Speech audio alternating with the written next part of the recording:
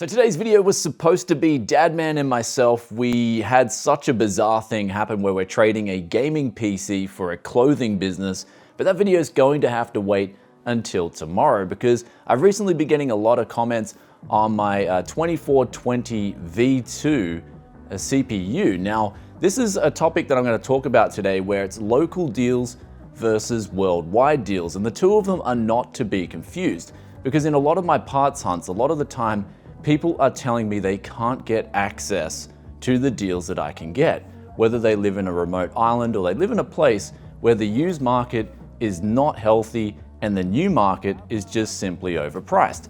And so I did that video to cater for those people wherever they are in the world. And now the reason I did it in US dollar pricing is because the USD is the world's reserve currency. Pretty much any currency in the world gets converted to the USD as a benchmark. And the reason this is some websites don't accept some local currencies. And so in order to buy stuff from that website, you have to then convert your local currency into US dollars. But to also clear up some confusion, people are talking about the Ryzen 5 1400 being better value than the Xeon 2420 V2.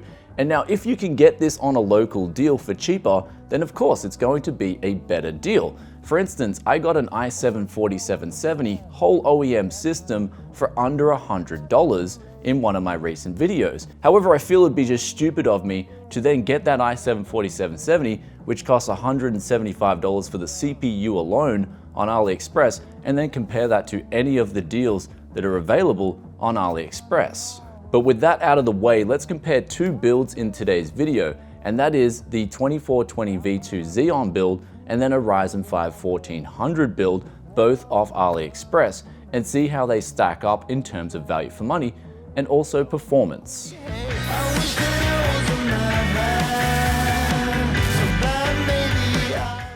So taking a look at current prices on AliExpress, we can put together two different builds, one being a Ryzen 5 1400, where the CPU is actually extremely good value for money at the moment, being $67.10.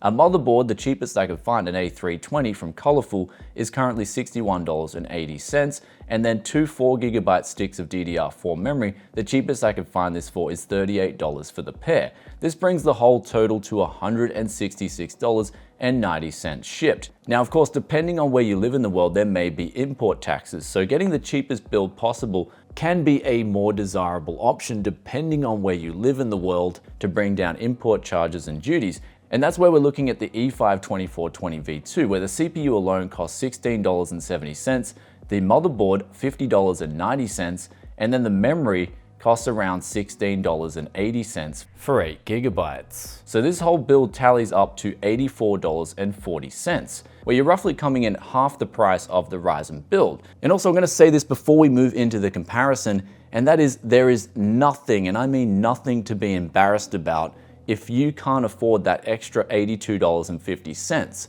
Me personally, with my channel here, I come from the grassroots of growing up with very little, and that's something that's always going to stick with me at Tech Yes City, which is why I love budget builds, which is why I love these older Xeons, which is why I love going deals hunting, getting the best bang for buck, and ultimately getting people into PC gaming because I love PC gaming, especially on a budget. But anyway guys, pulling up the latest Cinebench R20 here, which is pretty much the benchmark for getting a CPU's rough performance.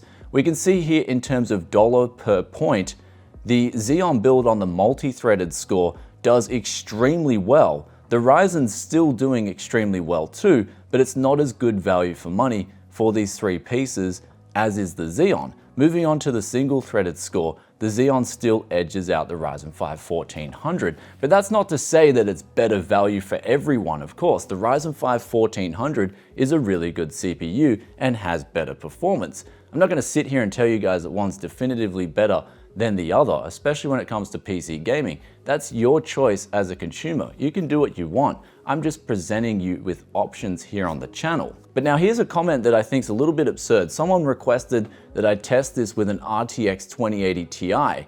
And I just thought to myself, what is the point? No one in their right mind is going to pair an $84 bare bones combo with an RTX 2080 Ti, or anyone for that matter, I don't imagine would pair a 2080 Ti with a Ryzen 5 1400.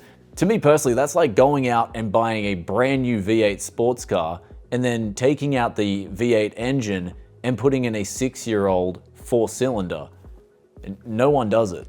But if you end up buying either of these combos and then coupling it with a budget graphics card, you're going to get really nice performance, especially on free-to-play games and games that don't cost over $50, which I'm guessing if you're on this budget, you probably can't afford those latest and greatest titles anyway. So it'd be a little bit irrelevant to put them into comparison when free-to-play titles are much better benchmark to be testing in relation to this budget. But of course, in this world, you do get what you pay for, and generally the more money you spend on something, it's going to be better in terms of what it can do. And now the drawbacks of the older Xeons, of course, is generally in the feature set of the motherboards. They don't support things like USB 3.1, the VRMs aren't the best, but in this case, the Xeon only sips power to the point where you don't really have to worry about that VRM. Of course, the BIOS is outdated and old looking, but that BIOS is really not going to affect your FPS, and neither is USB 3 speeds.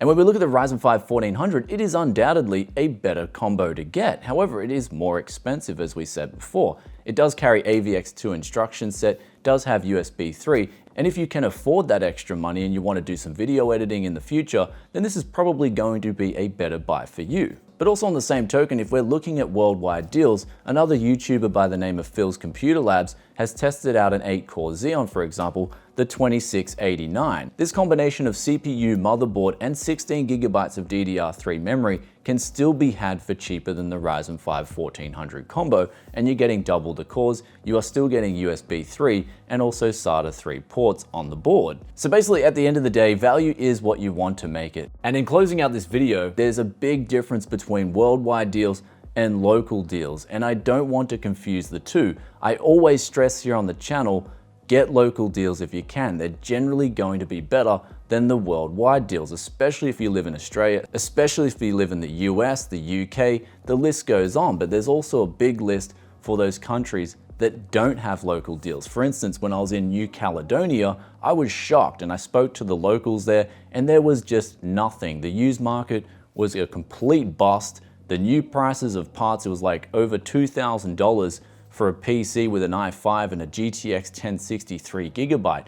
No one in their right mind would want to buy that if they're looking for value for money. So me putting up these worldwide deals gives those people, like the people in New Caledonia, an option to get into PC gaming and still get decent performance at low or medium settings at 1080p. I also said in those two videos that I made with the E5 2420 V2 that if you can't get local deals, then this is something you may wish to think about. But I think to me it's clear what's happening here, and that is that some people have gone and taken my words on local deals, twisted them around, and then gone and get the worldwide deals and overpaid for them, and then compared them against cheaper local deals with an irrelevant graphics card for the comparison, and then drawing the conclusion that the Xeon's a terrible value for money, which they're not. Think of the worldwide deals like the Big Mac Index. You can pretty much get a Big Mac anywhere in the world, and it will always be a reasonable price.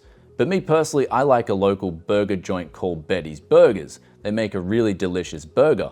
But for someone in another country, they may not have Betty's Burgers, and so if I'm recommending them Betty's Burgers, they might end up starving if that's the only choice they want to go for. So the Big Mac is there as a last resort if they need something to eat.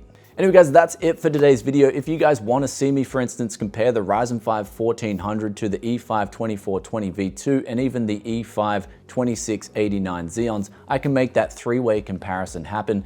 Just let me know in the comment section below what graphics cards you would like to see tested. And at the end of the day, thank you guys so much for all the love and support you've shown us behind the scenes. I really appreciate it. If someone's telling you that Tech Yes is misleading you on anything, I want you to go tell that person to challenge me anytime, any place, any budget to a PC build-off and put their money where their mouth is. And with that aside, I'll catch each and every one of you in another awesome tech video very soon. And if you haven't already, make sure to subscribe, ring that little bell icon, and I'll catch you guys in another tech video very soon. Peace out for now. Bye.